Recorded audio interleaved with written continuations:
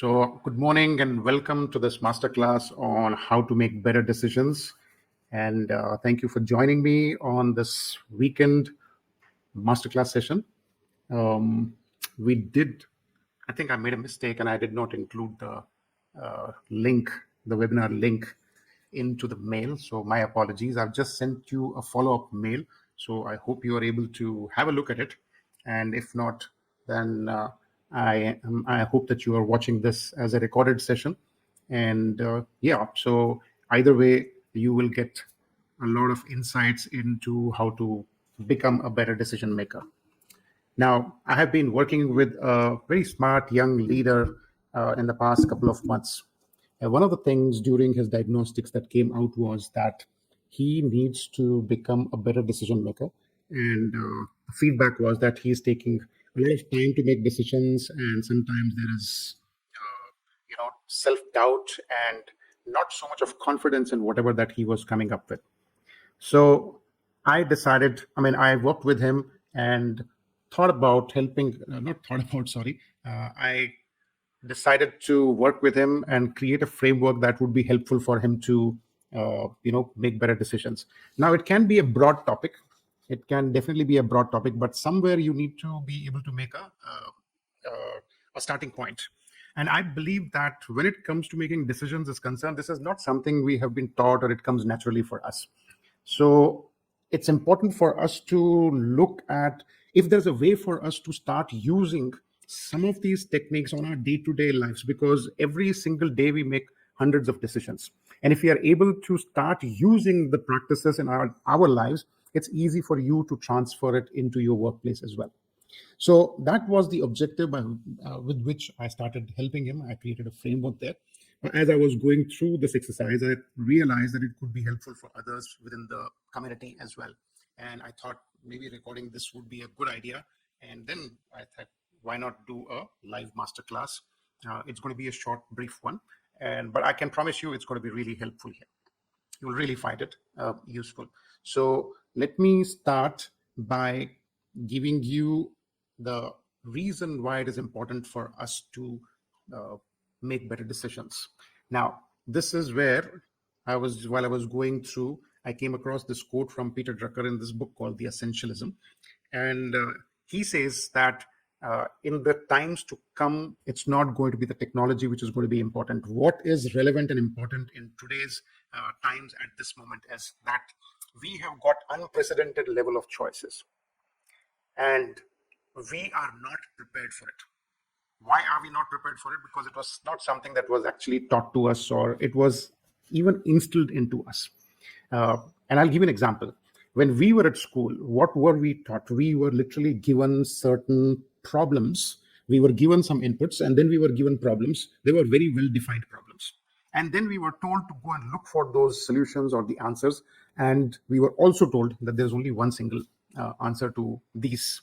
So we were never given the inputs into how to do the thinking part of it, or how to actually approach decision making as a practice, as a process.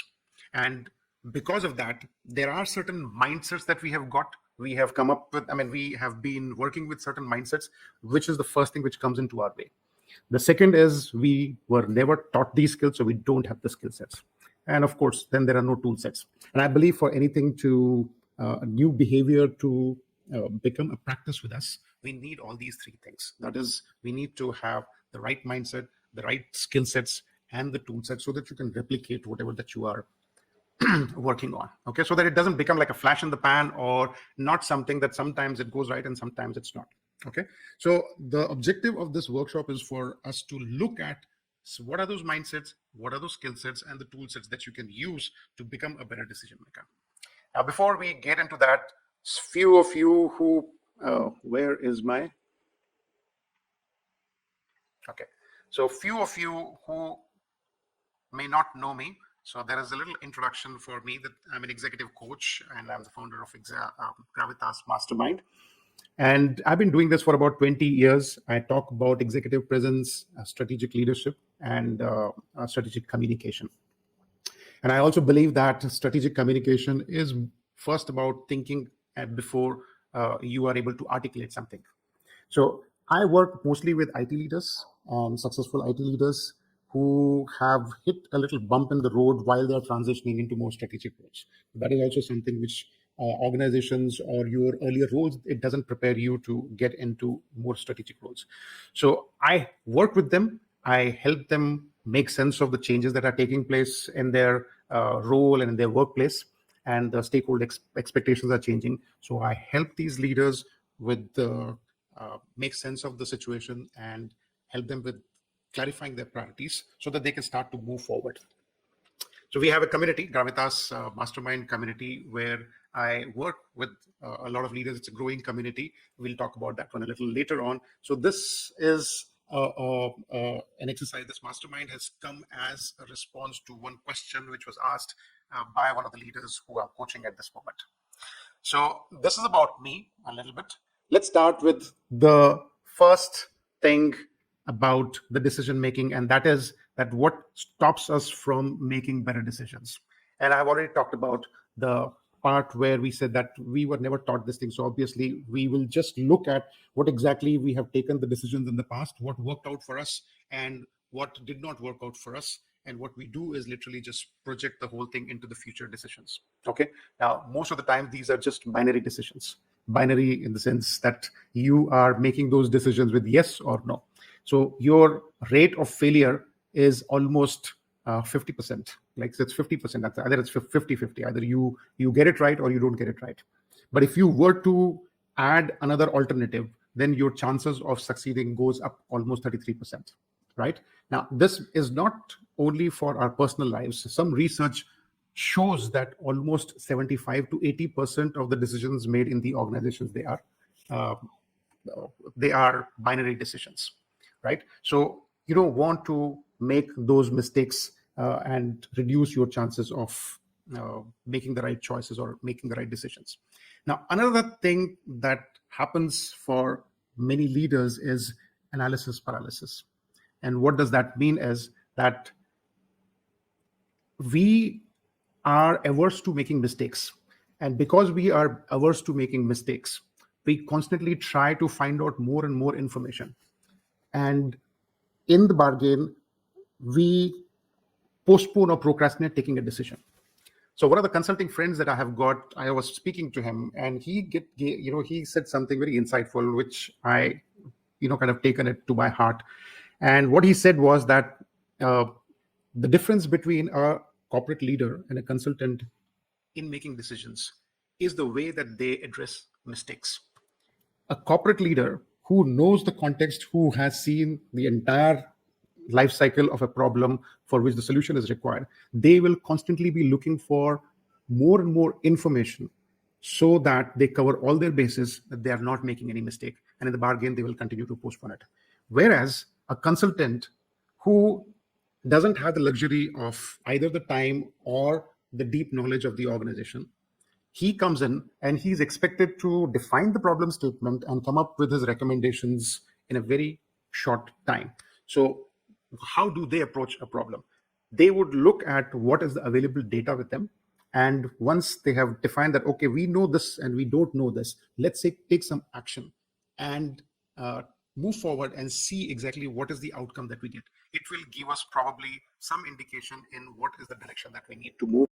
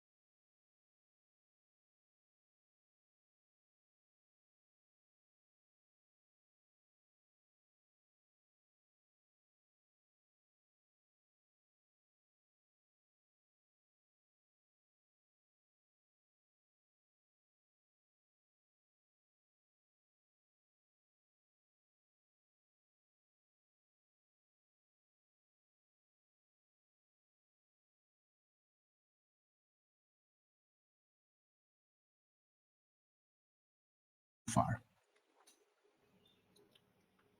Any questions? Okay, so let's quickly review. We started off by saying that decision making is important because of the choices that we have got, and making decisions was never something that was taught to us. So we have developed certain aversion to making mistakes, or we have certain mindsets where we have practices that are not helping us make better decisions. It's important for us to not only share, it's not only important for us to look at a mindset, but be able to build certain skill sets. Okay, so I have a question. Suresh, Krish, can you show model one? Okay, sure. So let me come back to model one here. Right. So what exactly is it that you are looking for in Suresh or Krish? So I don't know. Okay, so Suresh, let me call you Suresh. I hope I'm right. That Suresh, what exactly is your question here when it comes to the slide one or the model one is concerned? Anything specific? Let me know. You can put it through there. Right. So here we are looking at 4 different models to put our decisions through.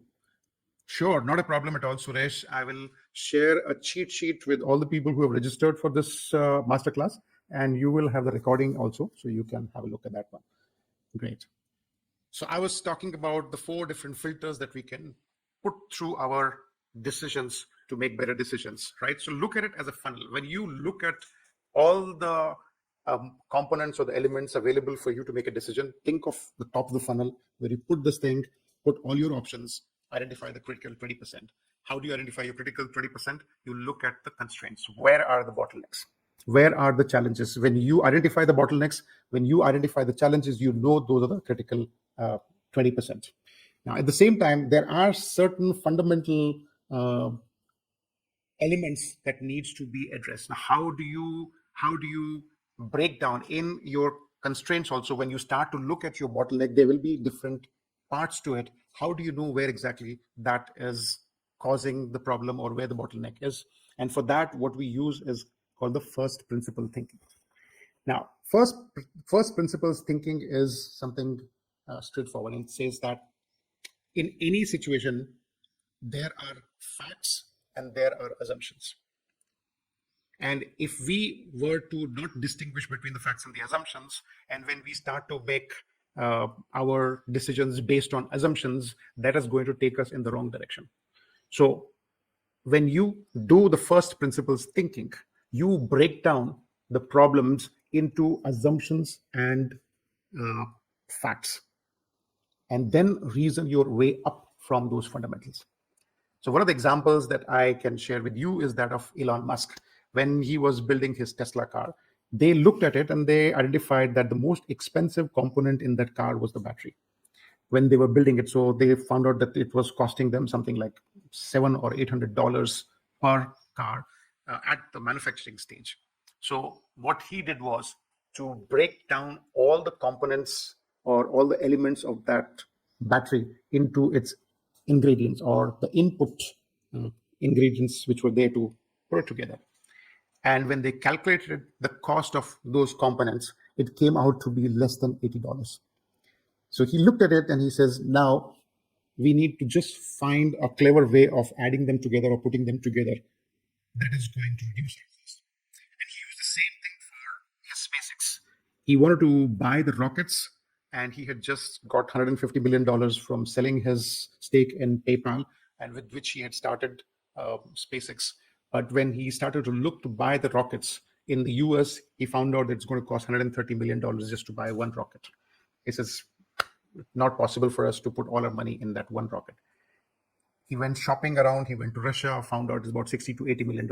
On the way back, again, he did the same exercise. And he spoke to his team and he says that the actual cost of building a rocket, the parts that go into making it, is not more than $8 to $10 million. And from that point, they started to manufacture the rockets of their own. Right? So this is something Jeff Bezos talks about it, Elon Musk talks about it, and Warren Buffett also talks about it. And I'm giving these names because these are familiar names. Everybody can relate with them. At the same time, this is something all successful leaders, they use this first principle thinking to clarify their thinking, to make sure that they are not basing their decisions on assumptions. Okay, so this is something that it's important for you to look at as a third filter. Start with 80-20 principle, go to the theory of constraints, and the third one is first principles. So how do you identify exactly what are the assumptions and what are the facts? So the fun way which Warren Buffett talks about is that just go down to the no-brainers, right? So if you were to look at an example of, it's any business for that matter, what is it? It's profit equals income minus expenditures. So that is a fundamental truth. That is the first principle. And it can be any business, any domain, any place. There may be complexities, maybe intricacies, but at the same time, this fundamental truth that profit is equals income minus expenditure, if you were to keep that in mind, then you are never going to go wrong. So once we know that part and we reason from there, that's the way that you can ensure that you are working from the first principle, that you are focusing on what is relevant and critical. All right. So once you have done that, then let's move to the last one. And that is, even when you are looking at the different facts, which are the ones that is again critical, you need to narrow it down further. And for that, we are going to use what is called Occam's razor. Now, Occam's razor, the best way to understand Occam's razor is the example from Einstein. And Einstein said that intelligence can be measured in 5 levels. And he said the cognitive prowess is at 5 different levels. And the lowermost level is smart. The second is intelligent, third is brilliant, fourth is genius, and the topmost is simple. And that's exactly what Occam's razor says, that when you are looking at multiple explanations of a problem, usually the simplest and the most easily understood solution is the right one, is the correct one, right? And so it's important for you to look at, because, and there's a quotation which I read somewhere, and it said that when you hear hoofbeats, don't think zebras, think horses. We unnecessarily tend to complicate things. And one example of thinking from the first principles and of Occam's razor is, which I have shared many times with my audiences earlier, and that is a TV commercial which was made by Coca-Cola, I think about 10, 12 years back. And the tagline or the slogan was, Thanda matlab Coca-Cola. Now, if you're familiar in the northern India, anywhere people go and they ask for a cool drink, they will not ask for a cool drink. They will always ask for a Thanda, right? Now, this has been there for the time, 60, 70, 80 years from the time that we started having cool drinks. It has been there. And every cool drink company, when they are creating these ads, they will look at all different angles to work with. But Coca-Cola identified the basic fundamental is Thanda. And it not only brought it down to its core of what exactly does it do, but at the same time, it also connected emotionally with their audiences. So Thanda matlab Coca-Cola. And it surprised me all the time that this was right in front of you all the time, but nobody thought about using it. Right? So simplest answers are the ones which are the most likely solutions. And that is something that we can use here. So can you see how this whole thing comes together? It's not rocket science. It is something very, very simple. If you are looking at making decisions within the organizations, of course, there are multiple different models. But if at all we have to build that mindset of not being averse to taking a call just by its binary nature, in the sense, look at it, whether should I do it or should I not do it, at least now you have a framework that you can put it through. Some of us, we already might have been using it. At the same time, when you make it intentional and deliberate, when you start to use a certain structure to making your decisions, then it becomes it becomes like a practice. Okay, let me give an example.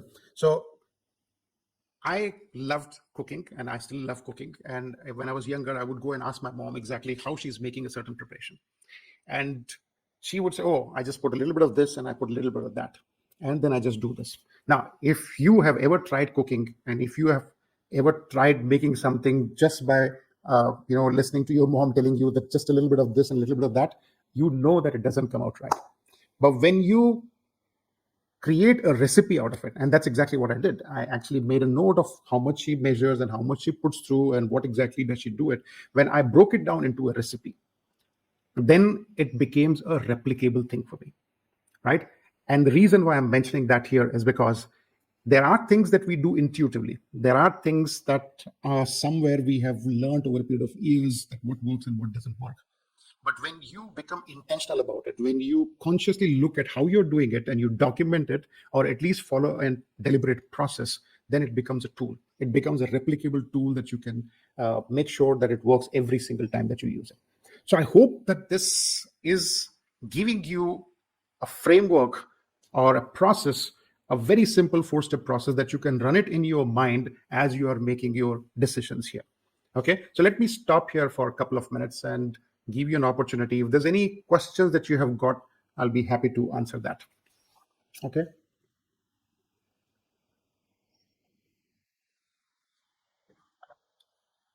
Okay. Not a problem. And just in case any questions were to come up, I will stop in and I will answer those questions. So let's move to the last part of it. Now, this is something that this is about when you are taking decisions on your own. But how do you practice this when you are with your team, when you are working with a team? There are a couple of other elements which come into picture when you make these decisions along with your team. And if you know that, then I promise you this can become a very powerful tool for you to work with your team within the organization. And this is also one of the steps that you can transfer it into your organization and use it with your team. Okay. So what is it that is required for you to look at? That is, one is that when it comes to making decisions as a team, you need to be able to define what your problem statement is. And as I mentioned earlier to you, we are very good at solving problems. We were never taught how to define a problem. Okay, so defining a problem is something which is really important. And I think it was again Peter Drucker who talked about it, that the difference between an industrial age worker and the knowledge worker is that industrial age worker and people working on the farm, they can literally see that I have to do this job. It is already defined for them. But when it comes to a knowledge worker, right, they have to define their problem statement first, because there's no clearly defined solution or clearly defined approach to solving a problem is concerned. So and I'm sure you have experienced that every time that you start with a new project, you start with an objective statement. Okay, so it's important for you to create a problem statement. Are we trying to solve the right problem or not? Okay, so finding out whether we are solving the right problem or not, that's the first thing that you need to do. The second part is for us to look at uh, multiple perspectives. Now, this is where we tend to have some resistance once again, because what happens is that anytime that you either you have already made up your mind when you're working with your team, and unconsciously you're just trying to push that solution through to your team. And if you are not careful, then it becomes my way or the highway, and people in your team also just accept that fact that this is how the decisions are going to be made within the team, and they will not say anything at all to you. So one of the challenges for people to not seek multiple viewpoints is because they feel that it's going to be very tough for you to sell that idea to people, or that people are not going to come to the same page, and it's going to be difficult for you to come to one single solution. So few things that are important for us to understand here is taking multiple perspectives is extremely important. Why? Because when you are taking a decision from only your perspective, there is a high likelihood of you missing out on different aspects, and there could be blind spots that you have not considered, and you will end up making wrong decisions. Good example: if you are flying in an aircraft and it's moving at 700 kilometers an hour, it's not possible for you. You don't realize it's moving at 700 kilometers an hour. Only a person from outside watching the aircraft knows how fast it is going, right? So you have that blind spot. So those blind spots will be there in any situation. Second thing is that when you take multiple perspectives, it doesn't mean that you have to accommodate or adjust everybody's inputs into that decision making. That's not the idea. The idea is, have you considered all the aspects? There are times where you will have to take a call which will upset some of the stakeholders, but then you know what is the right decision for the organization that you are making. One example of that is of Jeff Bezos, right? So Jeff Bezos, he, in one of the videos, he talks about it, and he says that there are times when things where people don't agree with me, the leaders in my team, they don't agree with me, so I will voice my opinion, I will say I disagree. At the same time, I will commit.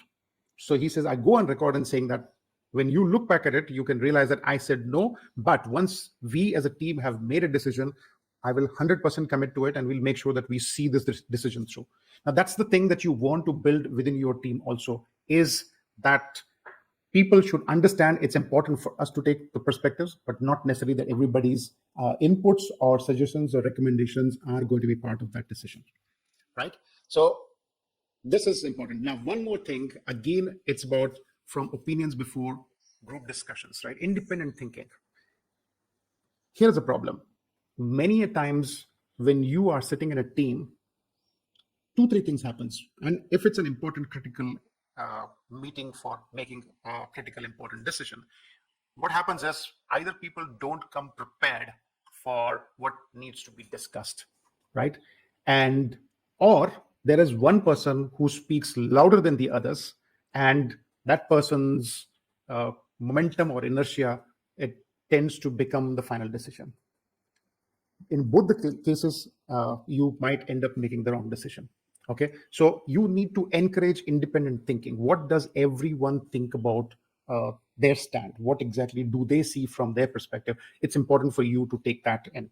Now, one of the practices at Amazon is that they have got something called a 6-page memo. Whenever there's a critical decision to be made or somebody proposes something in the leadership team, they are asked to write a memo, which is about 6 pages, nothing more than that. But that details every aspect of that problem statement. What is the objective? What is the payoff? What are the benefits? What are the risks? And what is the approach? What are the recommendations? Everything is mentioned in that. And when they walk into the meeting, every single person is expected to sit down. They take 30 minutes to read through that memo, the 6-page memo. Okay. And it's only after that that they launch into a discussion. Now, this practice allows people an opportunity to prepare themselves for the discussion and understand what is their stake in the ground when it comes to that. Now, I do understand that the kind of decisions that your team is making on a day-to-day basis may not be something that would justify having a 30-minute long reading time or writing a 6-page memo, all these things.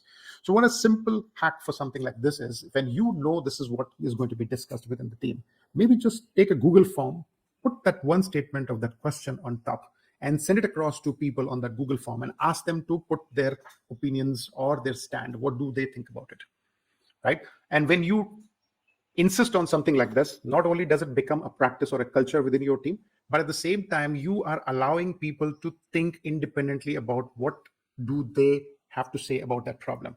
And it also avoids what I call double clicking, right? So if I'm sitting in the meeting and I don't have a personal opinion of my own, and somebody is persuasive enough in the team to talk about their perspective, then I would automatically say, this guy makes sense, so let me go with that. And they will just say, I second that, right? But in the bargain, what has happened is not only have we lost out on one perspective, at the same time, if it's a flawed decision, there are other people backing a flawed decision. Okay, so we need to, and when you do these two practices, one practice of sending out a Google form, asking them to put down their opinions and then start a discussion, it also helps you in that once people have mentioned that this is their stand, and if they were to change their stand, at least they will need to explain why are they changing their stand. It's not necessary that they have to stick with that stand, but probably they learned something during that meeting and then they do it. The point here is that when you are making a team decision, do you have a robust process of looking at a problem statement from every angle? Is it the right problem that we are solving? Have we considered every aspect of it? What are the blind spots? And what does everybody thinks? Once you have that, then you can do weighted average and come up with your solution or a decision on that, right? And last part is that build that culture that it is not necessary that everybody's inputs be considered for the final decision. But once you have committed, once we have taken a decision as a team, make sure that we support that decision. So I hope that this simple framework gives you a starting point for becoming a better decision maker, right? Starting from becoming intentional about it, starting from putting your decisions through, trying to reduce the overwhelm, trying to reduce too many moving parts, and coming to the critical 20%, looking at the constraints, looking at the first principles, and using Occam's razor or looking for the simplest possible answers. And now you also have practice, or you also have a couple of tools for helping your team to make better decisions. So it's not only in your head now. If you were to teach this methodology to your team, then you all will be talking the same language. Okay, so I'm going to stop here for a couple of minutes and give you this opportunity to ask any questions or any comments, or